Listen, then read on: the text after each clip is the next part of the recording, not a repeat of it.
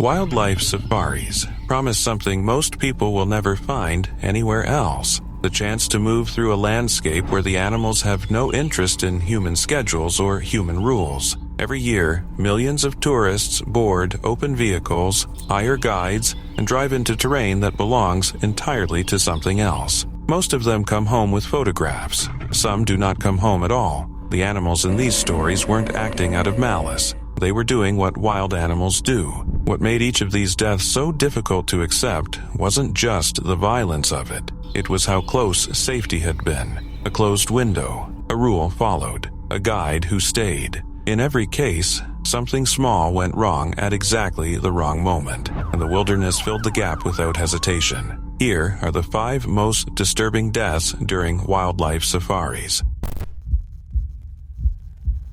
It was June 1st, 2015, a warm afternoon at Lion Park in Gauteng Province, just outside Johannesburg. The park was a well-known attraction, the kind of place where tourists could drive through enclosed areas and watch lions move at close range from inside a vehicle. Signs were posted at the entrance. Staff handed printed warnings to visitors at the gate. The message was the same everywhere: keep your windows closed at all times. Catherine Chappell was 29 years old, from Rye, New York. She had built a career in visual effects, working on films including Captain America, The Winter Soldier, and Divergent. Her team had won a Primetime Emmy Award for their work on the 4th season of Game of Thrones. She was not in South Africa for a casual holiday. She had traveled there as a volunteer, raising funds for Wildlife Act, a conservation charity dedicated to protecting the very animals she admired. She cared about lions. She had come to help them. Her tour guide that afternoon was Pierre Potgieter, 66, owner of Calabash Tours. They drove into one of the lion enclosures and stopped to watch a pride resting in the grass. At that point, according to Calabash Tours, Chappell raised her camera and, on her own, rolled down the passenger window to take photographs. She didn't see the lioness approaching from the side. Other tourists in nearby vehicles noticed the animal moving toward the car. They honked their horns, trying to get the attention of those inside. The lion paused about a meter from the vehicle, then lunged. It came up on its hind legs, clamped both paws onto the side of the Jeep, and forced its muzzle through the open window. The animal bit Chappell on the neck. Potgieter reacted immediately. He tried to push the lioness back, suffering serious injuries to his arm in the process. According to Calabash Tours, he may also have suffered a heart attack during the struggle. Once the lion retreated, he turned to Chappell,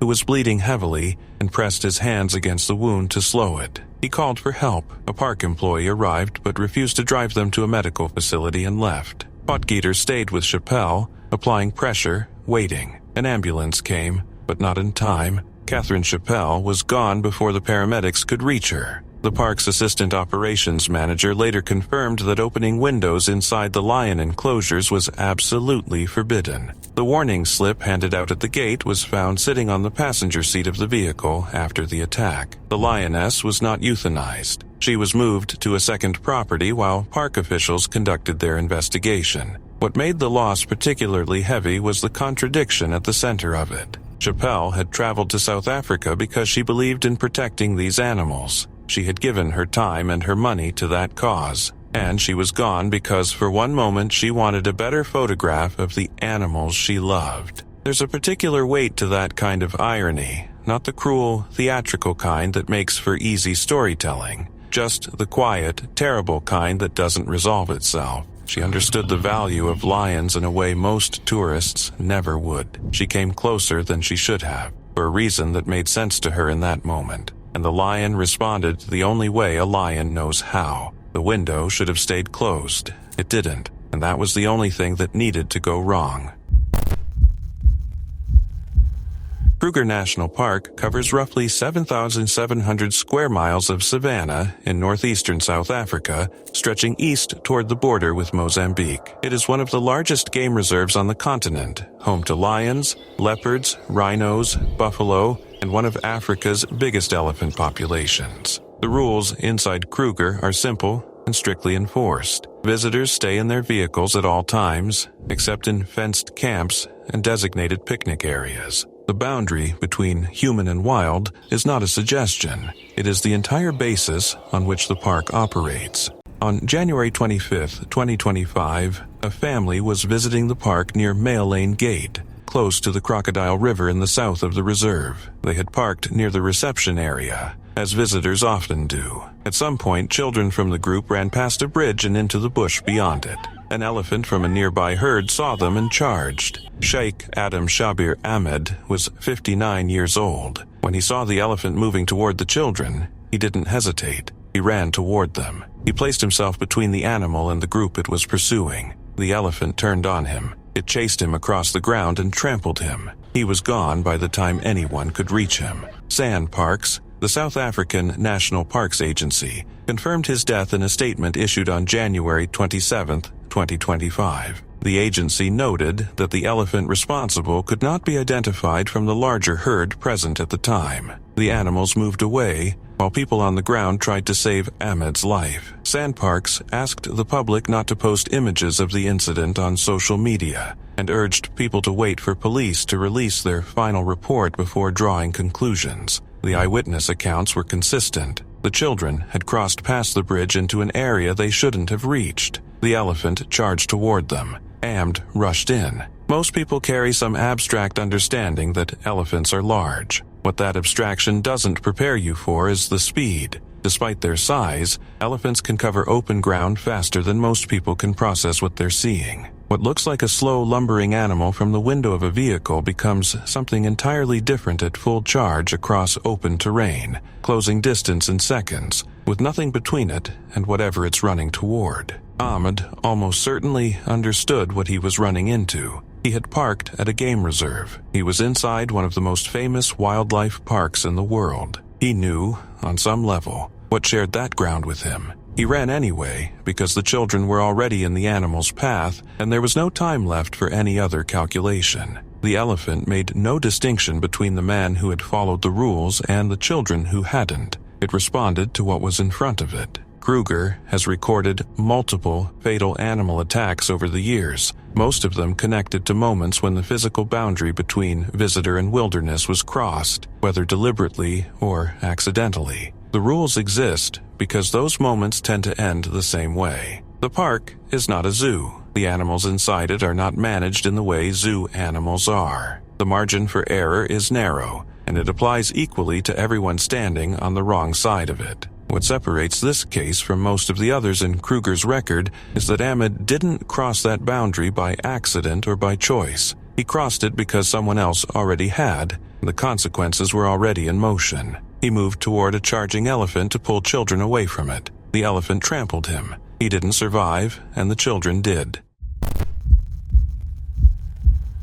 June 5, 2024. Lower Zambezi National Park, Zambia. A guided safari excursion had brought a group of American tourists to the bank of the Zambezi River for what the itinerary described as a bushwalk. It was the kind of activity that safari companies offer as an elevated experience, a chance to leave the vehicle behind and feel the ground beneath your feet. Lisa Manders, 70, from Cranford, New Jersey, was there with her husband Craig. They had left the United States on May 31, 2024, for a 10-day trip organized by a Connecticut-based company called African Portfolio. 5 days into the journey, the guides led the group to a riverbank where a lone hippopotamus was resting in the water nearby. From a distance, a hippo at rest in a river looks almost inert. It surfaces, breathes, sinks again. It barely moves. That stillness is the thing that deceives people, because the animal underneath it is nothing like what the surface suggests.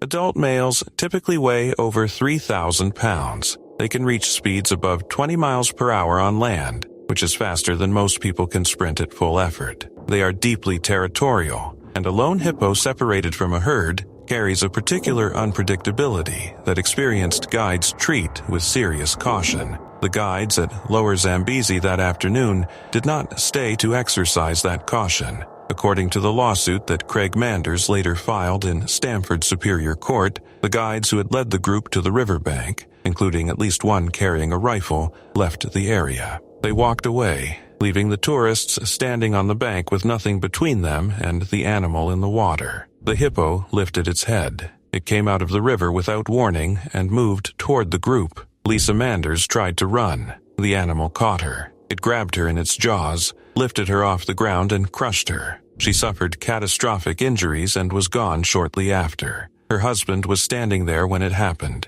He watched all of it. The lawsuit alleged that African Portfolio had been negligent, that the guides understood the danger a wild hippopotamus posed to people on foot, and that leaving the group without any protection was a failure that directly cost Lisa Manders her life. Rod Gould, a lawyer representing African Portfolio, described the incident as a terrible but unusual tragedy. He noted that the company arranges tours and works with safari lodges, but is not responsible for what happens during individual activities on the ground. "My client is a tour operator," Gould said. "It organizes tours." Zambia's Minister of Tourism confirmed the death of an American tourist at Lower Zambezi National Park on June 5, 2024, and said the government's thoughts were with the family while investigations continued. Lisa Manders had worked in the financial industry for more than 40 years. She was a mother of 3. Her husband described her as the best mother and wife anyone could hope for.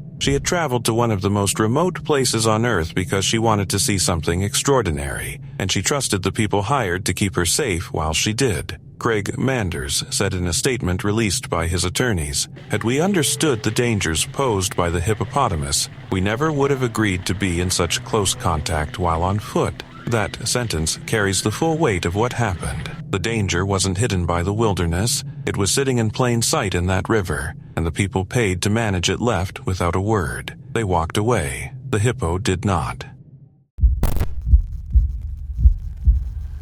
Ranthambore National Park sits in the Sawai Madhopur district of Rajasthan in northwestern India. It is one of the country's most visited tiger reserves, a place where tourists travel from around the world to catch a glimpse of Bengal tigers moving through dry forest and rocky terrain. The tigers here have been studied and tracked for decades. Their territories are mapped. Their behavior patterns are documented. The park employs forest rangers whose entire job is to understand that terrain and manage what moves through it. That professional familiarity did not save Devendra Chaudhary. On a Sunday in early 2025, the 40-year-old forest ranger was working near Jogi Mahal, a historic structure inside the reserve that sits at the edge of a lake and draws both tourists and wildlife. He was on duty in a section of the park where subadult tigresses had been reported attacking humans repeatedly in the months before. The pattern was not a rumor. Forest officials later acknowledged it directly.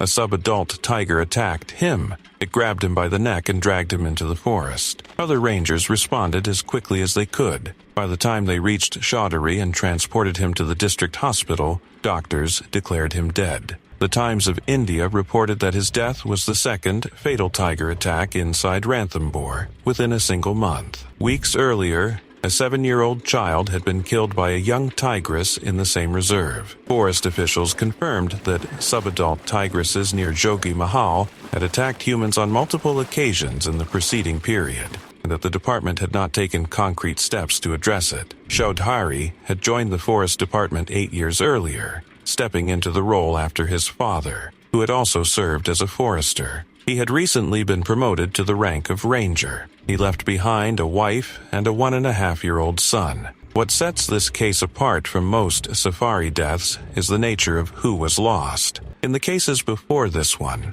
the victims were visitors, people who had arrived from another part of the world and were moving through an unfamiliar place with varying degrees of guidance and preparation.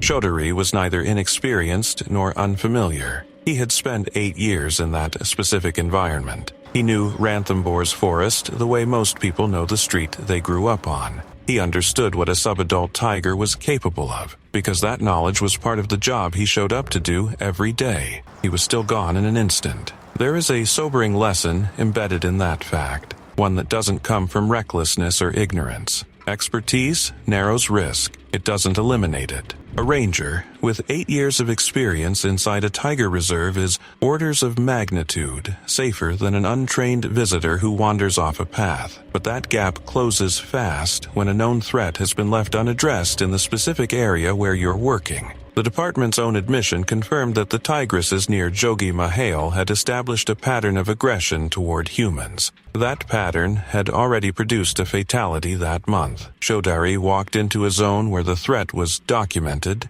active, and recent, and where the institutional response had not matched the scale of what was happening on the ground. Knowing the danger existed, and having a working plan to contain it, turned out to be two entirely separate things. The tiger behaved exactly as a tiger in that territory would. It was the system built around it, the one staffed by trained people with years of experience, that failed to close the gap between what was known and what was done about it before another person was lost. The Masai Mara in Kenya sits at the southern edge of the country, where open grassland stretches out toward Tanzania's Serengeti. Safari camps line the banks of the Masai River, and for visitors who want something beyond a vehicle-based game drive, some operators offer walking safaris. The format is structured around 3 people: a tour guide at the front, an armed ranger, and a spear carrier. That structure only works if all 3 are what they claim to be. A group of roughly 15 guests set out on one of those walking safaris from a camp near the Masai River. Among them were 2 women, Barbara, 50, and Doris, 51. They had been told the plan was simple. Vehicles would drive them to the river. They would step out, stretch their legs, and watch hippos in the water from the bank. It was presented as a calm, guided experience with trained professionals around them. None of what they were told about those professionals was true. Before the walk began, the tour guide had already received word that a rogue Cape buffalo was active in the area. He said nothing to the guests. A rogue buffalo is almost always an older or wounded male that has left the herd. Without the social constraints of a group around it, the animal becomes unpredictable in a way that experienced guides recognize immediately. Cape buffalo can run at 35 miles per hour. They charge without the visible pre-attack signals that give people a fraction of a second to react. Among the animals that have killed guides and rangers across Africa, they carry a particular reputation. The armed ranger at the back of the group had never fired the rifle he was holding. The rifle itself didn't work. The man carrying the spear was the camp's dishwasher. He had never thrown one. The group left the vehicles and walked toward the river. The rogue Cape buffalo came up the embankment and charged into the group. Barbara was walking near the front, close to the tour guide. The animal hit her in the chest. The impact alone collapsed her lung, forcing air into the space between the lung and chest wall and compressing it. The tour guide grabbed the buffalo's tail to turn the animal. It worked, but the buffalo swung toward Doris, driving a horn deep into her thigh before the group scattered. A medical evacuation plane was called and landed in an open area near the river. Barbara was gone by the time it touched down.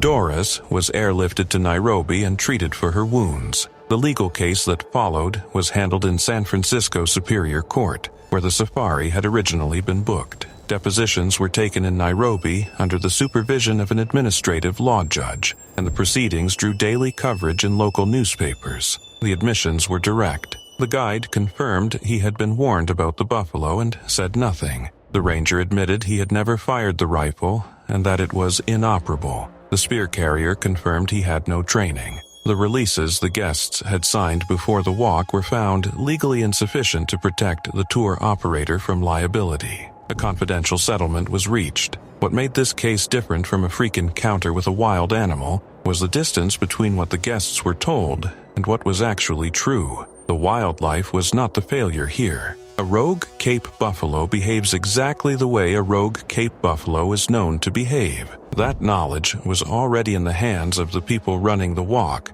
before anyone stepped out of a vehicle. The guests were brought to that riverbank with a broken gun, an untrained spear carrier, and a guide who already knew a dangerous animal was close. They weren't given the one thing that might have changed what they chose to do. They weren't told.